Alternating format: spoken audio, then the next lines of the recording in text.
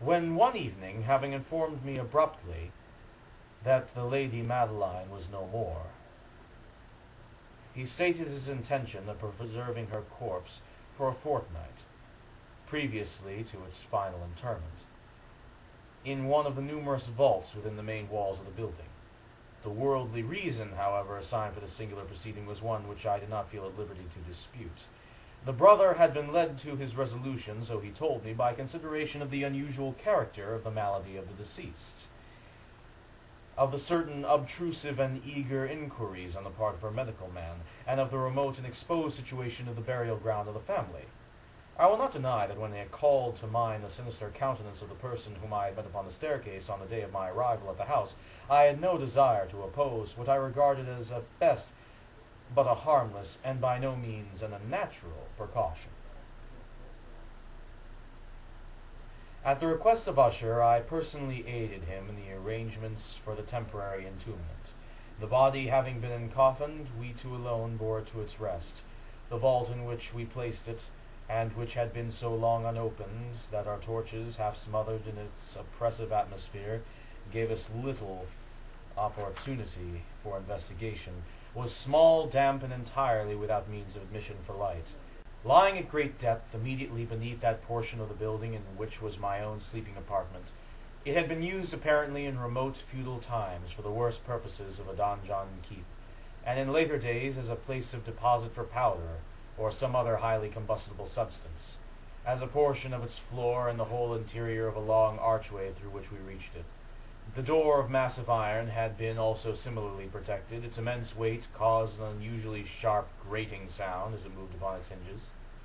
Having deposited our mournful burden upon trestles within its region of terror, we partially turned aside the yet unscrewed lid of the coffin and looked upon the face of the tenant.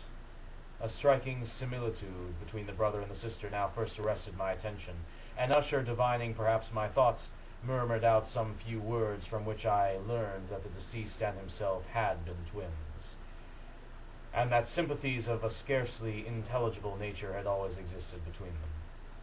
Our glances, however, rested not long upon the dead, for we could not regard her unawed.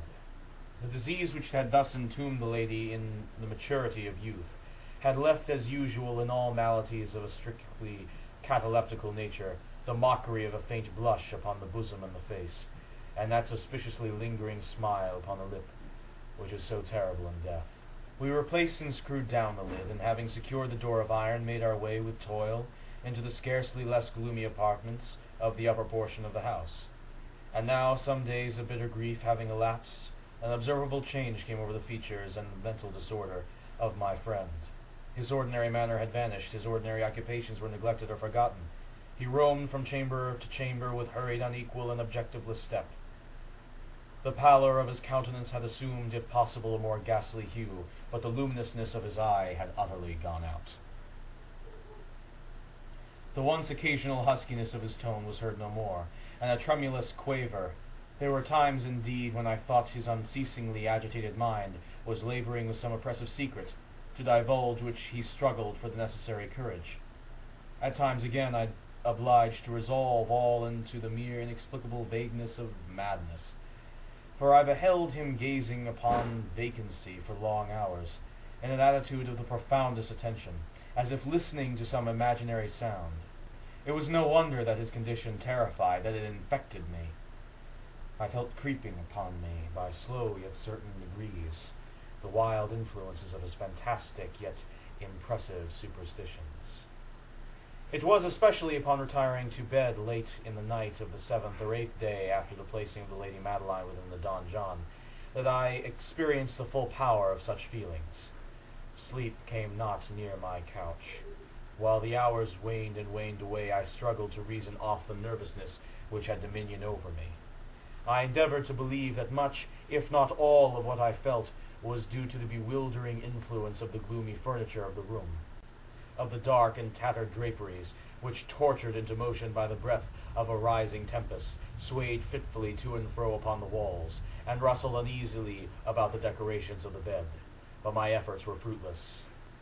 An irrepressible tremor gradually pervaded my frame, and at length there sat upon my heart an incubus of utterly causeless alarm.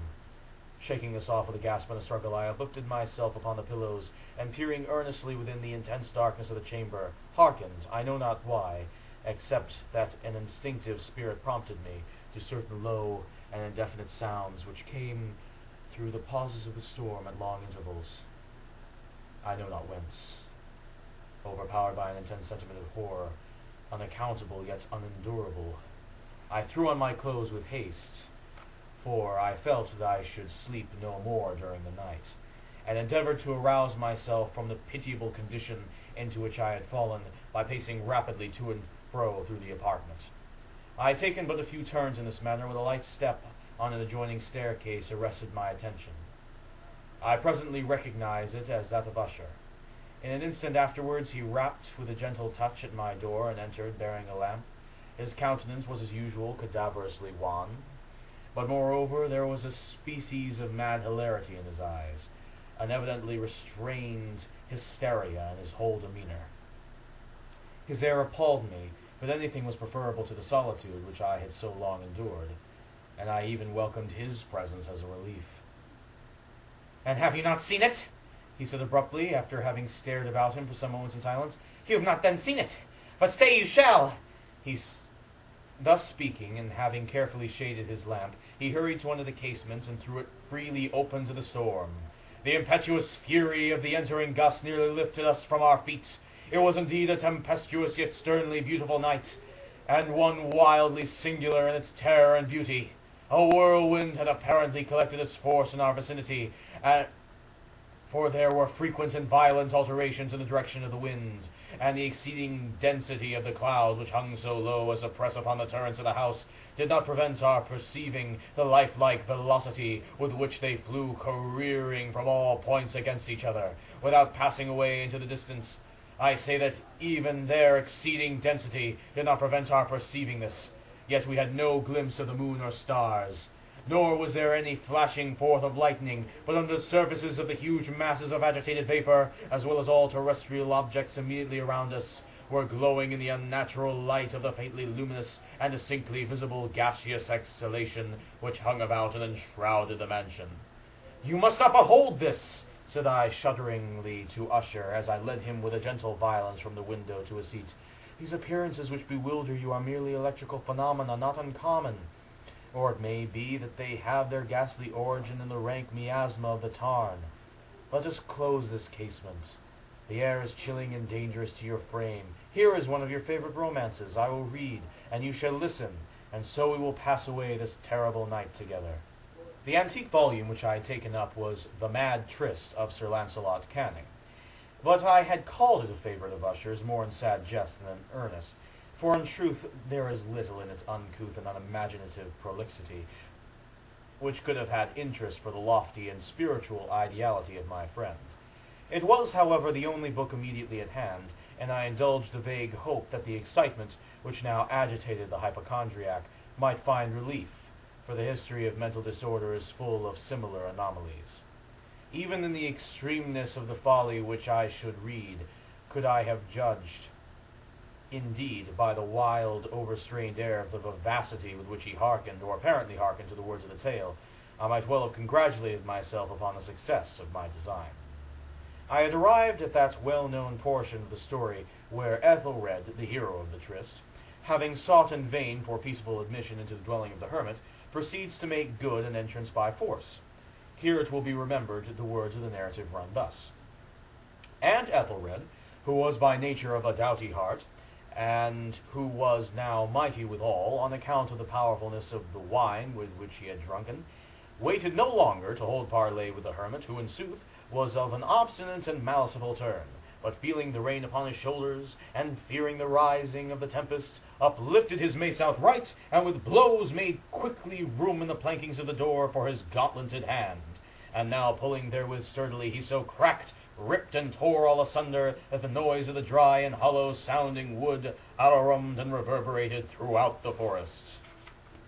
At the termination of this sentence I started, for a moment paused, for it appeared to me, although I at once concluded that my excited fancy had derived it appeared to me that, From some very remote portion of the mansion, there came indistinctly to my ears what might have been, in its exact similarity of character, the echo, but a stifled and dull one certainly, of the very cracking and ripping sounds which Sir Lancelot had so particularly described. It was beyond doubt the coincidence alone which had arrested my attention. For amid the rattling of the sashes of the casements and the ordinary commingled noises of the still increasing storm, the sound in itself had nothing, surely, which should have interested or disturbed me. I continued the story. But the good champion Ethelred, now entering within the door, was sole enraged and amazed to perceive no signal of the maliceful hermit, but in the stead thereof a dragon of scaly and prodigious demeanour, of a fiery tongue, which sate in guard before the palace of gold, with a floor of silver, and upon the wall there hung a shield of shiny brass, with this legend and written: Who entereth herein a conqueror hath been, who slayeth the dragon, this shield he shall win. And Ethelred uplifted his mace, and struck upon the head of the dragon, which fell before him, and gave up his pesty breath, with a shriek so horrid and harsh, and withal so piercing, that Ethelred had fain to close his ears with his hands against the dreadful noise of it, and the like whereof was never before heard. Here again I paused abruptly. And now with a feeling of wild amazement, for there could be no doubt whatever that in this instance I did actually hear, although from what direction it proceeded I found it impossible to say, a low and apparently distant, but harsh, protracted, and most unusual scream.